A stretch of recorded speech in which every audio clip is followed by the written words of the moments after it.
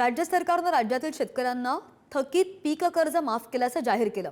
2 लाख रुपयांपर्यंत थकीत कर्ज पीक कर्जाची अट सरकारनं घातली आहे। विदर्भात तर 1 ते 7 जून या 7 दिवसांमध्ये 11 शेतकऱ्यांनी आत्महत्या केली आहे, तर 5 महिन्यांमध्ये पश्चिम विदर्भात 312 शेतकऱ्यांनी आत्महत्या केल्याचं समोर आलंय। यातील सगळ्यात जास्त आत्महत्या एप्रिल महिन्यामध्ये 74 शेतकऱ्यांनी आत्महत्या केलेली आहे।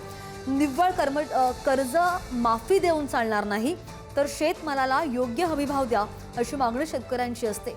मात्र शेतकऱ्यांकडील शेतमाल संपल्यावर शेतमालाचे भाव वाढतात।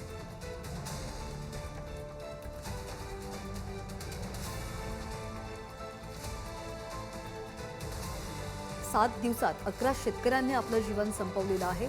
पश्चिम विदर्भात 5 महिन्यात 312 शेतकऱ्यांनी आत्महत्या केली आहे। कर्जमाफी झाली तरी सुद्धा शेतकऱ्यांचं आत्महत्येचं सत्र अजूनही सुरूच आहे।